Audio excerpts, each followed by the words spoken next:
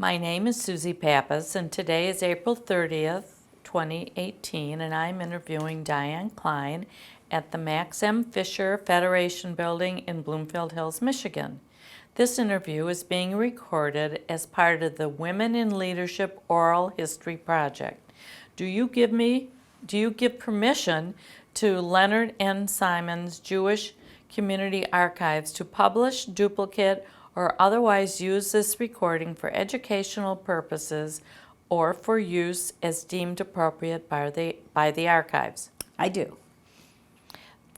The Women's Philanthropy Department of Jewish Federation has had several names throughout its history, including Women's Division, Women's Campaign and Education Department, but for the purposes of this interview, we will refer to it by its current name, Women's Philanthropy. So Diane, when and where were you born? Oh, I'm a Detroiter by birth. Haven't moved very far. Grew up in Northwest Detroit along with so many of other Detroiters. Went to the Detroit Public Schools. Mumford was my high school. Graduated from Mumford, and I did try to leave for a while. There was a dream of mine to move to San Francisco, but it never happened. And lucky for me, because I have a wonderful, wonderful life in Detroit. Okay, so you went to Mumford with a lot of people that we still see in the community. Who are some of the leaders that we still have in our community that went to Mumford with you? We had a wonderful graduating class. It was the class of 1960. Larry Jackier, Mark Hauser, Rosie Schlessel, Barbara Cook, Carol Owens Rosenberg. I'll come back and I'll think more. Okay, very good. So in your home, how is religion observed? We were not a religious family. My parents were, I think, part of the new post-war generation as far as parenting goes. My mother was more involved than my father, who was not involved at all. And we were, I can't even say that we were Reformed Jews. We were secular Jews when I was growing up. In fact, my mother was part of a group of young mothers, young women at the time, just post-war, who started the Jewish Parents Institute, JPI, at the Jewish Center. They wanted something new for their kids. They wanted something that was secular, not synagogue-based. And my early memories were just terrific of loving going to Sunday school, and there was no religion. There was no Hebrew study. It was based on holidays and history and a lot of culture. And I think my love of Judaism probably started there. Very interesting. Okay. So was philanthropy important to your family when you were growing up? Not at all to my father, who was not involved at all in the Jewish community. But my mother was a Zionist and was very involved in Hadassah. And I grew up as a Hadassah kid, going to meetings with her and all. She was president of the group. She was president of the Wyoming group of Hadassah. Those were days when Hadassah was organized according to the neighborhood you lived in. So we lived near Wyoming in the northwest part of Detroit. And she was president, but she never went further than that. She was never on the city board or a national board. But she loved it and she worked very, very hard. She was also part of a Jewish book group, a book club that met for 50 years. And those were her dearest friends, and it all came out of Hadassah at that time. Mm-hmm. So that was about our only involvement. I do have a faint memory that now I know what it is. I remember going door to door with her one day when she was collecting money. And many years later, when we were organizing the 50th anniversary of the Women's Department, the Women's Philanthropy, I learned that it was something called J Day, when the women in the community, hundreds, would actually get their packets and go door to door on their street asking women for their contribution to UJA in those days. But other than that, she wasn't involved. So what kind of activities did you do as a teenager or in college that were philanthropy based? I don't think there was anything in the way of money raising. I was very involved. Our family, after we belonged to the Jewish Parents Institute, we joined Temple Israel, and I became active in my high school years in the youth group. I was vice president, and I spent a lot of time organizing activities for the youth group, going to statewide conferences, they were called, conclaves, but it wasn't a money raising thing. It was just No. that was really my only involvement in Jewish life when I was in high school. And what kind of activities did you do in college as far as any kind of leadership roles? I was very involved in my sorority.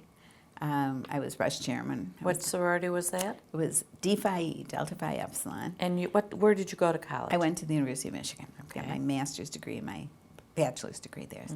And so I was very much involved in the sorority and was Rush chairman, as I said, and vice president. And I was a very small smidgen involved in Hillel. Hillel in those days was not quite the place to go, but they did have an activity called Hillel Zapopping, I think that's what it was, every year, and the sororities and fraternities each participated in that. What was So, that? It was some kind of a song fest. I think we each had to do songs. I was in charge of a program book, and I found some pictures, some drawings by Ben Shahn, who I didn't know who he was in those days, and I used those drawings without permission in the program book. I always dreaded when I found out who he was that I'd be arrested.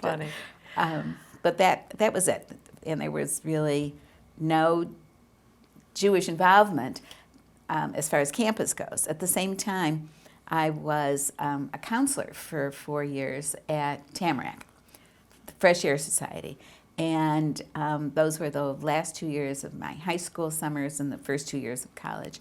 And those were probably the best summers of my youth. They were just absolutely wonderful. I had gone to Fresh Air as a kid when I was 8, 9, and 10 years old for 3 weeks each summer, and then didn't go back until I was a staff member.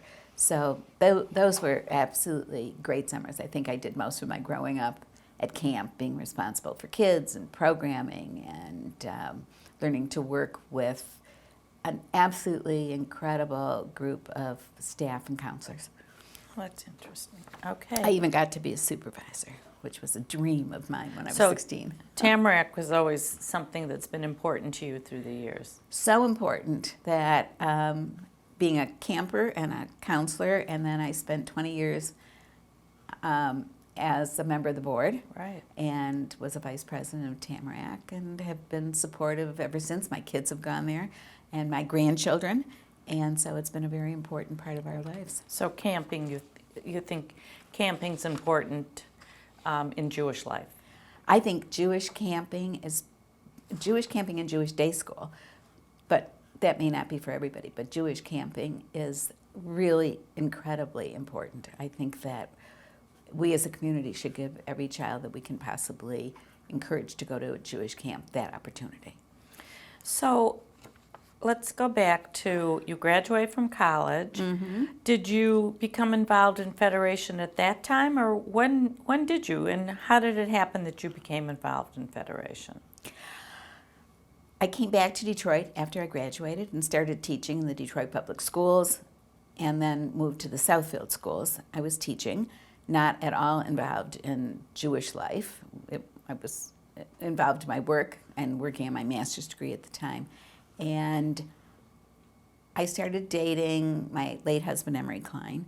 And I think I was thinking about it, knowing I was coming, I think the first Jewish event that we went to was in 1967 when the Six-Day War broke out, and there was a huge community rally at the Jewish Center on Myers. Thousands, truly thousands of people. And I think that was my first awareness of the power of the community and the interest of the community in Israel. It's not that I came home and started doing things, but we got married shortly after, and it was because involvement was so important to Emery. It started to become important to me. So that was 1967, and then we had our kids, and Emery was very involved in the mercantile division. In those days, the campaign was divided according to occupations. So there was a Maimonides division for doctors, there was a lawyers division, a social workers division, and a mercantile division. And he was at some point chairing the mercantile division, and so through him I became aware of everything. So But what year would you say that was when he was that was the head of the That mercantile? was probably in the early in the 1970s. Okay. But I actually could put a date, put a time on the event that really got me involved in the community, and that was in 1977 when we were asked to go on a mission. And I think it was because of Emery. It certainly wasn't because of me, because I wasn't really involved. And we went on a mission led by Jane and Larry Sherman. And it was truly a turning point. It was wonderful. Emery and I had gone to Israel in 1967 on our honeymoon. We had gone with his brother and sister-in-law and their children in 1972 to dedicate a grove of trees in memory of his parents. But those were not trips where we saw what our federations could do in Israel. Those were private visiting, touring trips, visiting family there. And so it wasn't until this trip in 1977 when I really saw what Federation was able to do. And I think maybe Jane Sherman saw something in me that was a possible future leader, because shortly after we came home, I was asked to be part of the leadership training, and I think that set me off on a path. So going from there, describe some of the types of activities that you did in what was then known as Women's Division. After I did this leadership training, and they asked me to take a position, it was at first in the education department. And I remember chairing something and I was Diane Klein, and they thought it was cute that they had another Diane Klein, and they put us together chairing something that we worked very hard at, and it was it's hard to explain the importance of it now, but it was a Super Sol event. Super Sol is the name of the grocery store chain in Israel. And at that time, the economy in Israel was terrible. And we wanted to be able to show our Detroit women how difficult it was to live in Israel and how do you spend your money. So we set up the Jewish Center as a grocery store. I know it sounds kind of infantile, but it really was wonderful. We had grocery products, and we had all the women who attended, and there were hundreds, were set at tables, and they were given a budget, and they had to shop and see what the Israeli products cost and how they were going to be able to feed a family. And it was really making Israel life very meaningful for our Detroit women. So I think that was probably the first thing I chaired, and then moved into the fundraising department. And I think the first event that I chaired for fundraising was the $300 donor event. Was that at Temple Bethel? No, that was at a home in Franklin,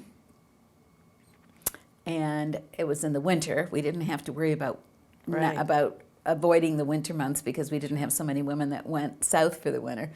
And it was an icy day. I remember it was just a terrible icy day, and the house was somewhat on a hill, and our women were pretty much climbing that hill to get to the meeting, but they did. And that was the first thing that I chaired, and then went on from there.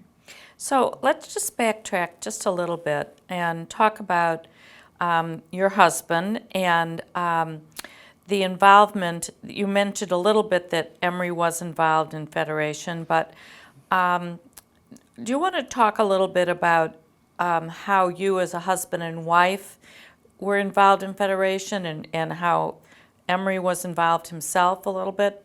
About? I do. Emery was a Holocaust survivor and made a pledge to himself at a very terrible day when he was in Auschwitz that if he ever survived, and he was just a kid, he was just a teenager, that he would do all he could possibly do to make life, to live a good, righteous Jewish life, and to make life good for Jews and anyone else he could help. But he was certainly living as a troubled, in difficult times as a Jew.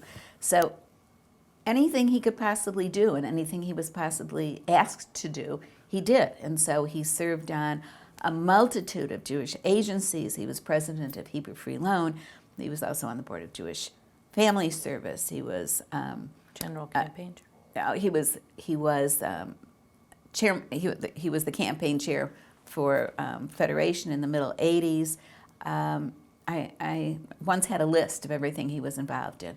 And then he had a dream one day about an election and it going the wrong way. And he decided that he had to get involved in making certain that people who were elected were going to be good for their policies were going to be good. And then he added a whole new component to his life, and that was his involvement in politics. He was very, very involved in AIPAC. He was on the National Board, and he was not afraid of asking anyone for money. I don't think I ever saw anybody that thrived on soliciting.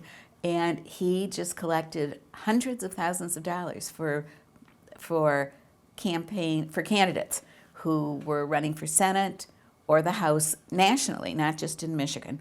And he brought them in and had fundraisers for them, and lots of good people were elected because of that. Okay, so you have two children, Mm-hmm. and what did your kids think of your involvement in Women's Department and Federation? I think that there were times when I was traveling to Israel or traveling to a national meeting where they wished that I was home. But I made it clear to them how important it was. I'm going to back up for a minute. When my kids were old enough for me to think about going back to work, and they were in school all day, and I thought about what am I going to do with the rest of my life. Emery was very involved at that time, and they were, this was perhaps at the time that we were asked to go on this mission in 1977. And I thought, I really don't want to go back to teaching. I loved it, and I think I was good at it. But the idea of leaving my children to go take care of somebody else's just didn't seem like a right fit for me at the time. And what I really wanted to do was devote my time and make my career, my future career, was going to be working for organizations in the Detroit area. So Emery and I had a conversation about that. And I remember saying to him, if I do this, I want it to be as important to me as if I had a job. And he said that he would support me in any way that he possibly could. So when I needed to travel, I remember one year there, I was on several national boards, and I had to go to Israel 3 times. He was really there to help with the kids. And so maybe my kids didn't like the idea that it wasn't there, but there was always a parent who was stepping in, and he knew how important it was to me, and it became just as important to him that I was involved. Do you think that your involvement and Emery's involvement have influenced your kids as adults to be involved? I'm not certain it's influenced our son. Mm-hmm. He's very generous, he works hard, but he's not involved on a hands-on basis. On the other hand, our daughter is very involved, and I'm very proud, and so is Emery when he was alive, of the path that she has taken, even though she is a full-time working woman.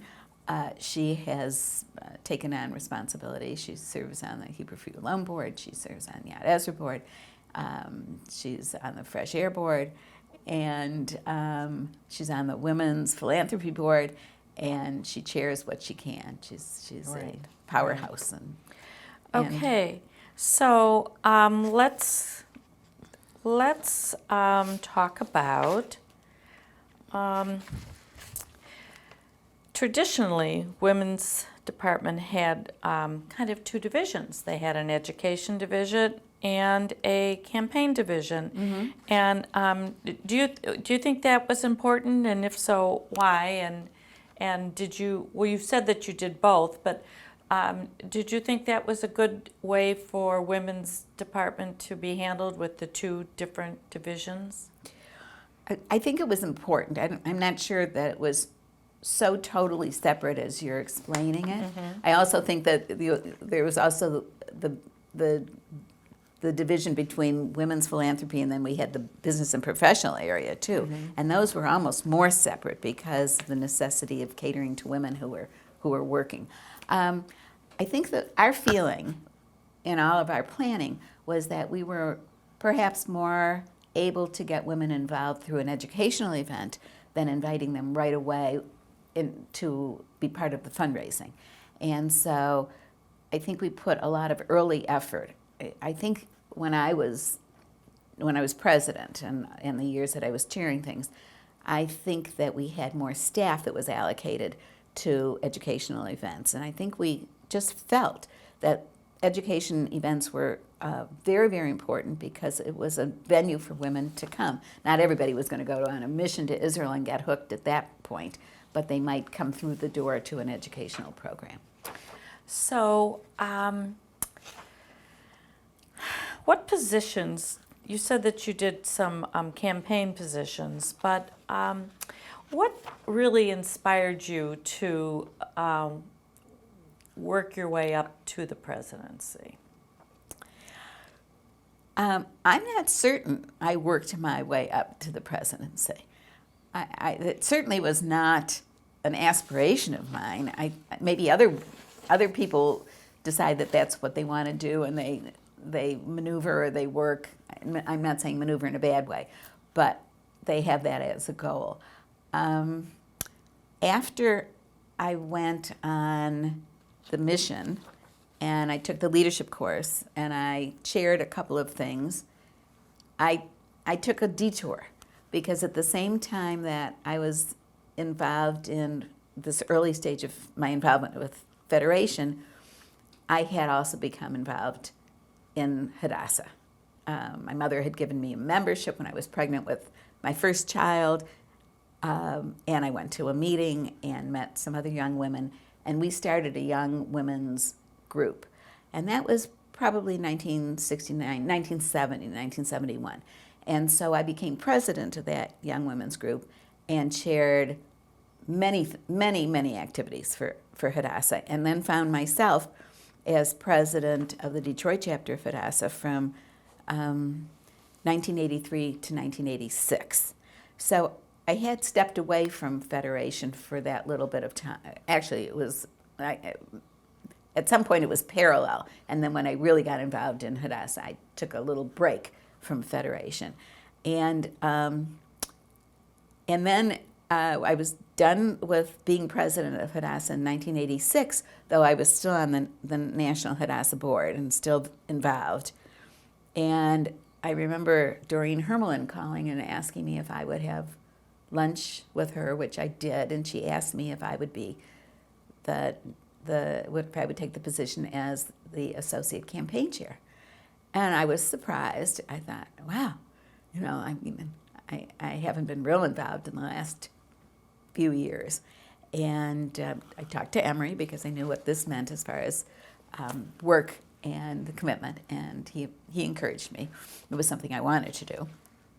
And so I became the campaign associate chair and then the campaign chair, and I think that was 1989, maybe 1988. So there wasn't such a big break between the time that I was president of Hadassah and then went right into that. So I don't find myself with this idea of working my way up. I chaired a little bit here and a little bit there, and then was asked to take on this really huge position. So, yes, that's an interesting, because oftentimes women that are campaign chairs have served in some other no, I vice understand. chairmanships, Yeah. so they must have wanted to get you right when you finished your, so before you went into something else. Maybe that's the secret, is to Okay. take, approach people that are finishing positions in other organizations.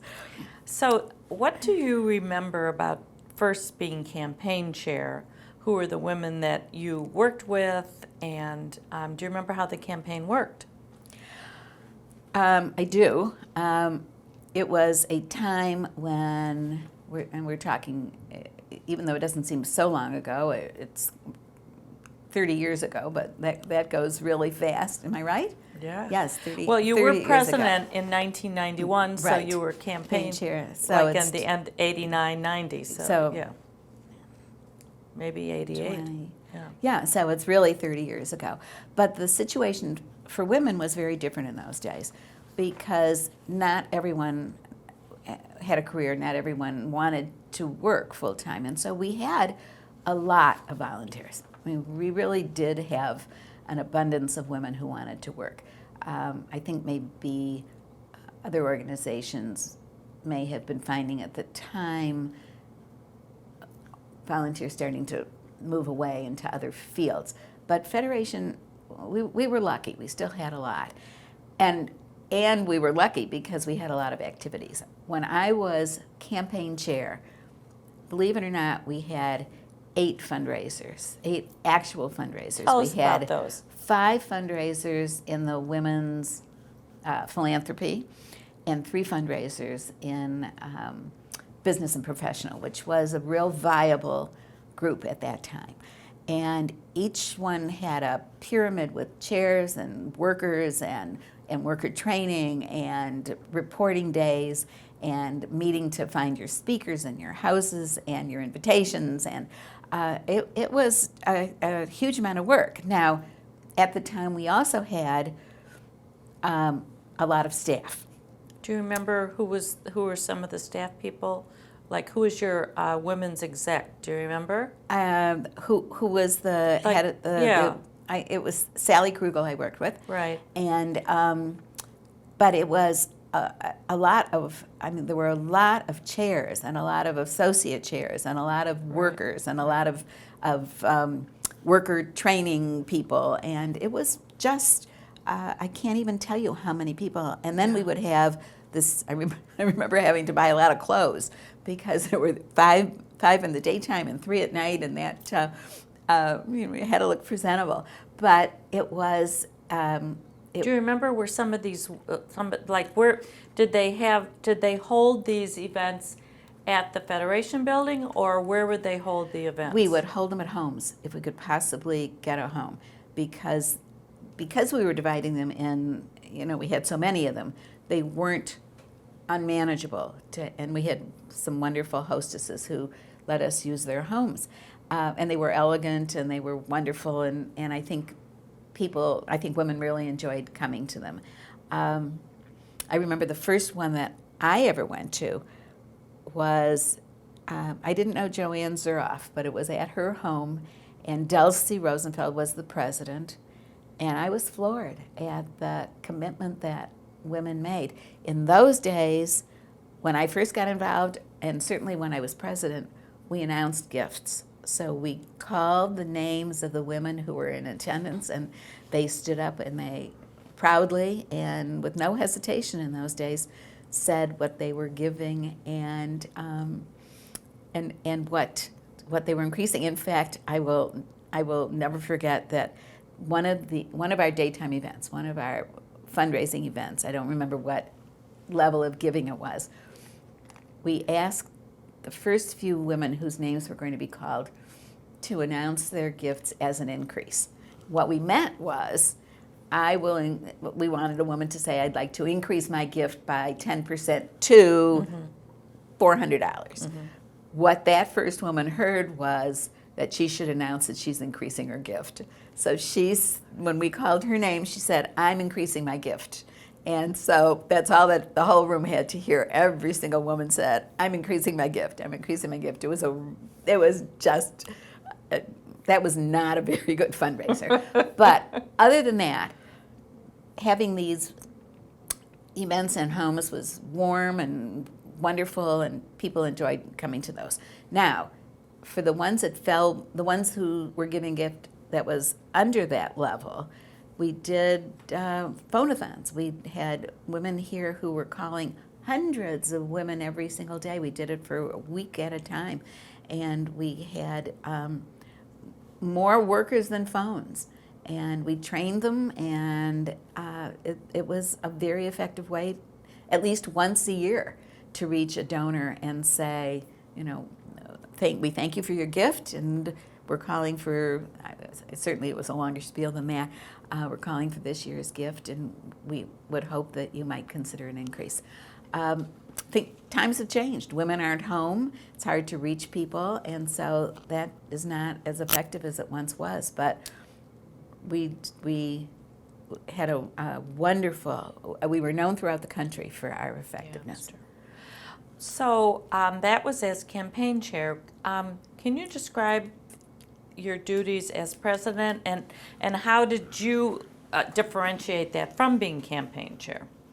President at that time was very different, because we had some absolutely wonderful people that were campaign chair, and they could almost handle that campaign without a lot of input from the president.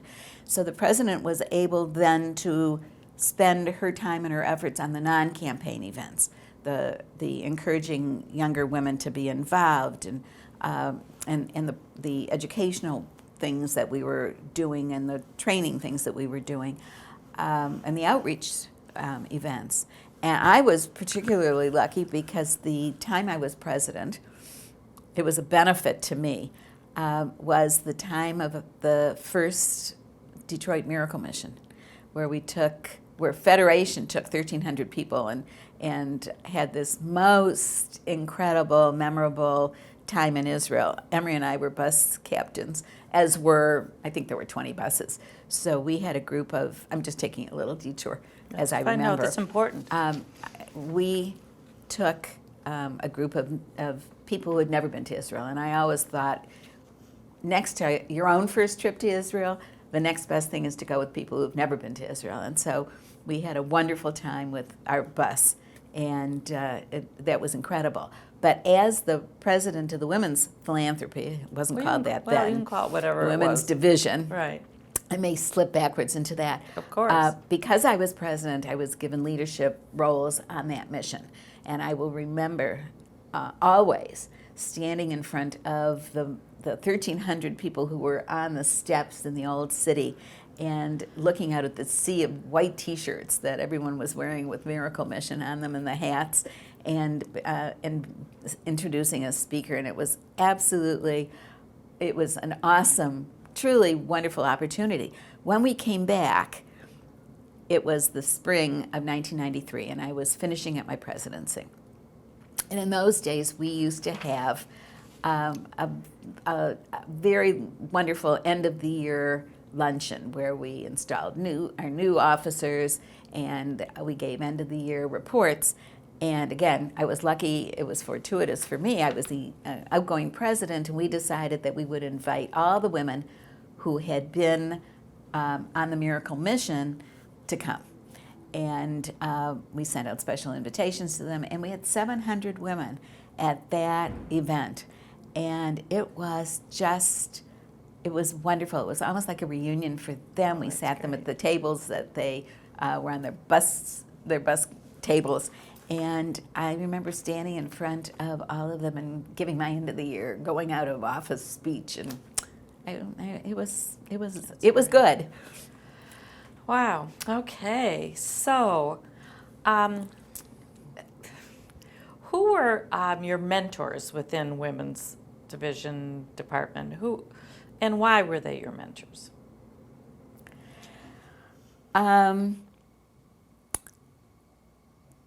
I think I think you always look to people who you value their opinions and their leadership abilities and their intelligence. And so I may forget to say somebody here, but I know Jane Sherman was an early supporter of mine, and I was in awe of her abilities. Dulcie is the first president that I remember working with. I loved her charm and her grace, and she would sing. So at every meeting, she would just burst into song and have a little song that was appropriate to the occasion. I loved working with Penny and Doreen, and I should have looked at the list. I should look at the wall someplace. It's all good. So when you think back to your term as campaign chair and or president, what do you think of as your proudest accomplishments? I mean, you spoke a little bit about this mission, which sounds pretty amazing. But that wasn't that was not Right. necessarily my accomplishment. I was just lucky enough. Maybe initiating the luncheon and getting coming up with that idea was. I think I'm not certain that I did anything that was different necessarily than other people. I think that I'm a good organizer. I think I made it easy for people. I'm an easy person to work with. And so I think that there may not have been necessarily new things that we did, but I think it was a smooth 2 years with me as president. So are there any other memories that stand out to you about your involvement that you would like to talk about? Any other things that you remember? Well, I talked about being president of Hadassah, and I talked about my involvement as campaign chair and president of the Women's Philanthropy. I think the other thing that I am proud of is the fact that when I was finished being president, I was asked to be the chair of the Midwest region, the National Midwest region of So explain that, Federation. because I know we're not organized that way anymore. So tell a little bit about that. At the time, the country was divided into regions, and there were 16 states that made up the Midwest region, from Michigan to Ohio to Illinois, Indiana, Wisconsin, Minnesota, North Dakota, South Dakota, Iowa, Kentucky, Tennessee, and Kansas. And the office was in Chicago with executives, and they facilitated how we ran things. I can't speak too much about how the Federation, not the men's department, the men's department, the General Federation, but we could call the Midwest region if we needed a speaker, or call the Midwest region. It was just a way of dividing it up so that the national office didn't get all these calls. I thought it was terrific. I thought it was really, really wonderful. As chair of the Midwest region, I was able to travel to many of the cities. I was asked to speak and bring greetings and do an update. And so I remember going to Akron, and I remember Toronto wasn't in our region, but I remember being asked to go to Toronto and speak, and speaking frequently in Chicago and Indianapolis. And I think the main thing that we did, the thing that was most important, and I know it's missed so much now, is that we put together a conference for the women, the leadership of the 16 states. And so we would ask for, we would send out an invitation, and we would provide speakers and a hotel. It was pretty much always in Chicago because that was easy to fly into, an airport near the hotel near the airport. And our women would go, and I know, speaking from Detroit women, we would go, and there would be so many sharing opportunities and exhibits from invitations from other communities that had worked. And we would have a chance to talk to women from our sister communities small communities maybe, but the more important ones we're sharing with Chicago and Cleveland and Minneapolis and Milwaukee, and I'm missing any of the larger ones. St. Louis. In St. Louis. And we could come home from those conferences with a year's worth of activities. We would hear about speakers that they had used, programs that they had initiated and wanted to share with us, ways of doing fundraising that were innovative and new. And we'd come home so excited and say, here's a copy of an invitation. We can use this invitation. Here's a speaker who was so wonderful that we would have never heard of before. Right. Let's bring that speaker in.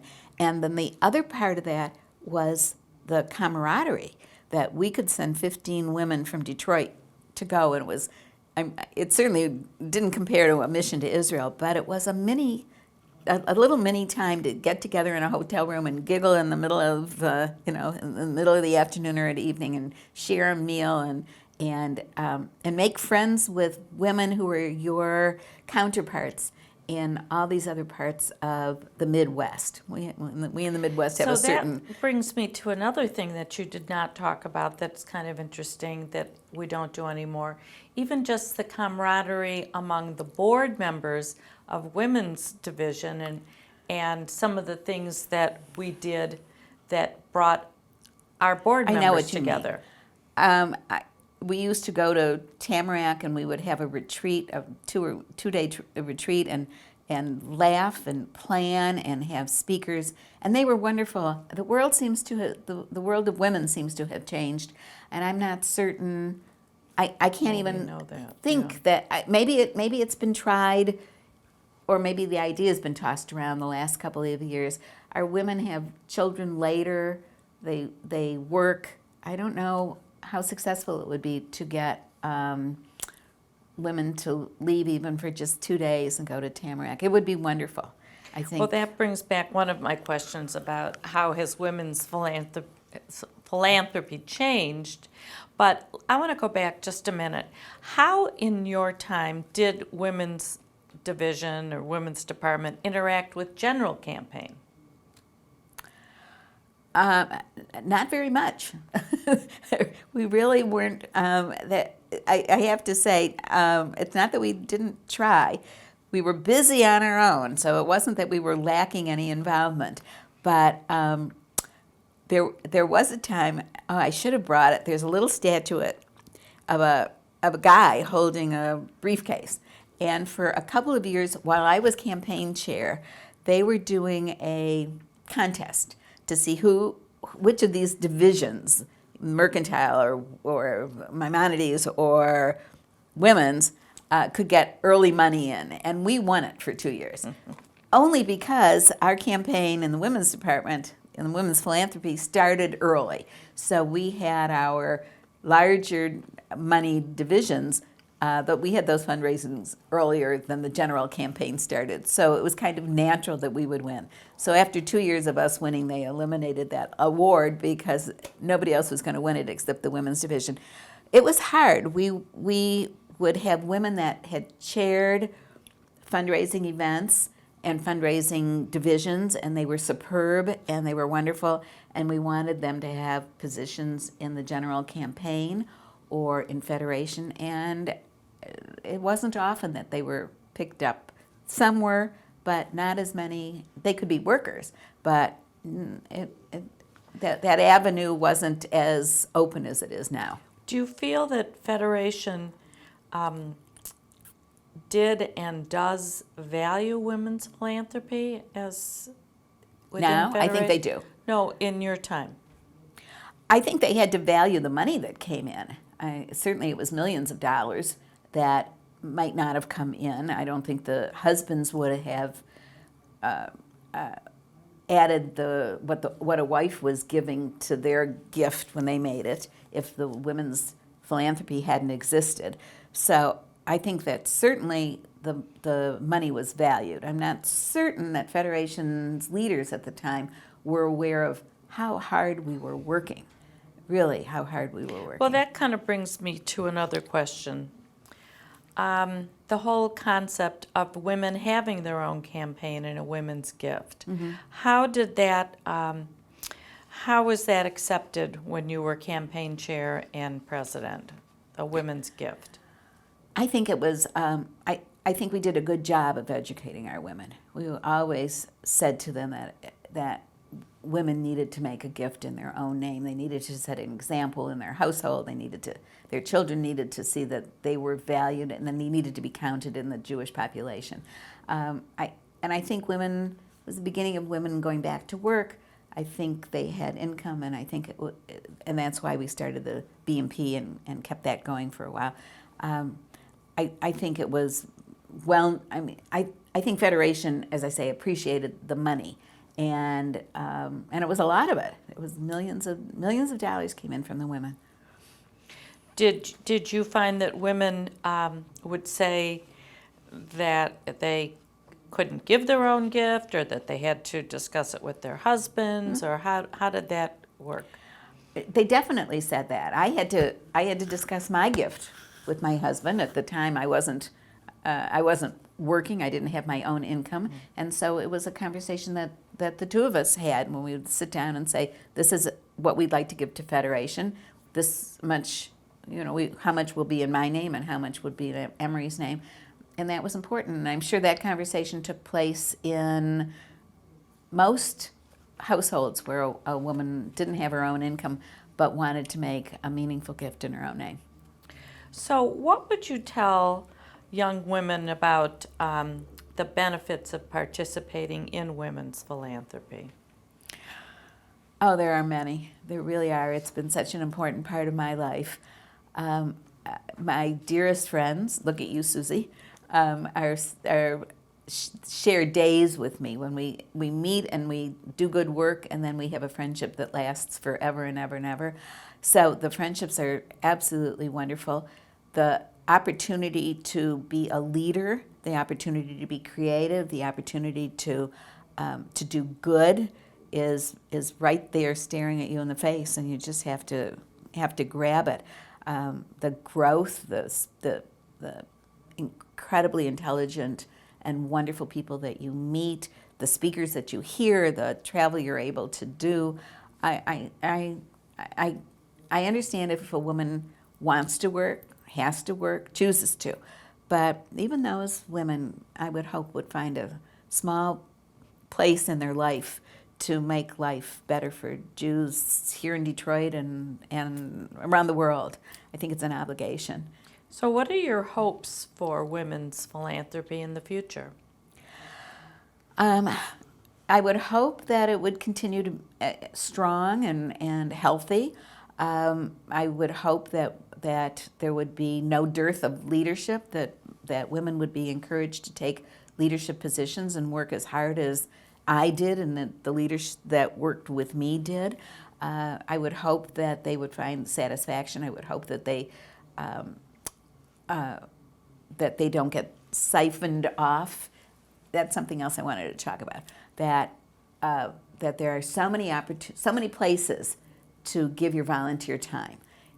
When I was a young volunteer, and even when I was a leader, Jewish women pretty much worked for Jewish causes, whether it was Federation or Hadassah or Ord or B'nai B'rith or whatever it was. But in today's world, and there's nothing wrong with it, a woman can work for the Symphony and the Art Institute. They can solicit for hospitals and diseases, and there is not a bad cause among them. It's really, really important to give our time and our money. But I think we have to remember that the primacy of our Jewish community is right there for us, and if a woman chooses not to physically be active in it, at least let her gift be there to support our Jewish community. I think that's really, really important. I agree. Okay, so is there anything else that we haven't discussed that you'd like to add? Yeah, I was thinking about it as we were talking. Because I was president of Hadassah and campaign chair and then president of Federation, I was given the opportunity to sit on national boards. And that was a whole new wonderful part of my life that Not everybody gets that opportunity, but it was just a great, great coming together of wonderful, wonderful, talented women and committed people who worked as hard as I did for their own communities. So I was on the National Board of Hadassah for 6 years, and then the way that National Federation was in those days, there was a National UJA Board and there's the National CJF, Council of Jewish Federations Board, and I found myself on both of those. So I was coming and going for meetings, and they eventually merged. But that was a wonderful component of my life. I was able to travel with them, and that was terrific too. So I've had a wonderful opportunity I may have given a lot of myself, but boy, I got a lot back. Well, thank you, Diane. I enjoyed talking to you. Me too, Susie. We'll conclude. Thank you.